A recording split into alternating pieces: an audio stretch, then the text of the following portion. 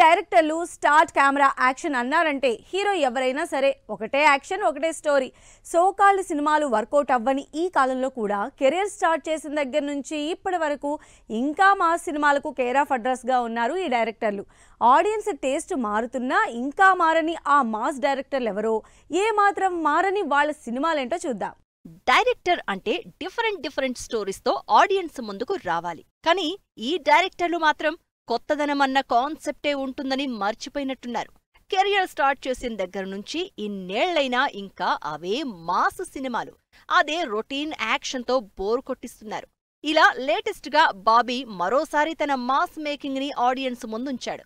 బాలయ్య హీరోగా వచ్చిన డాకు మహారాజ్ ని తన స్టైల్లో మాస్ కమర్షియల్ మూవీగానే తెరకెక్కించారు.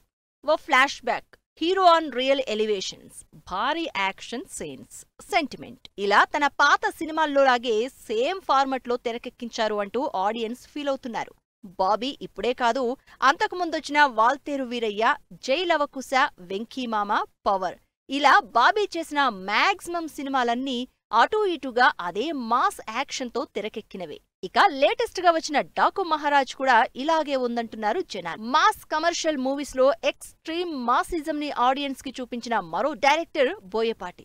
హీరో ఎవరైనా సరే అదే ఎలివేషన్, అదే యాక్షన్. సినిమా జానర్ తో సంబంధం లేదు, స్టోరీతో సంబంధం లేదు. బోయపాటి చేసిన ఏ సినిమా అయినా బాబు యాక్షన్ అన్నాడు అంటే వరుస పెట్టి గాల్లోకి సుమోలు ఎగరాల్సిందే, కత్తి పడితే తలలు తెగి పడాల్సిందే. మూవీలో అన్ని ఎలిమెంట్స్ ఉన్నా ఊరమాస్ హైలైట్ కావాల్సిందే. హీరో మారినా, బడ్జెట్ మారినా, స్కేల్ మారినా బోయపాటి మాత్రం భద్రా నుండి మొన్నటి స్కంద మూవీ వరకు అన్ని మాస్ కమర్షియల్ సినిమాలే. మరి బాలయ్యతో చేస్తున్న అఖండ 2లో ఇంకెన్ని మాస్ ఎలిమెంట్స్ చూపిస్తారో, ఏ రేంజ్ యాక్షన్ చేయిస్తారో అన్న చర్చ ఆల్రెడీ జరుగుతోంది. మాస్ యాక్షన్ జానర్స్ ను అస్సలు వదిలిపెట్టకుండా కెరియర్లో వరుసగా మాస్ సినిమాలు చేస్తున్న మరో డైరెక్టర్ గోపీచంద్ మలినేని.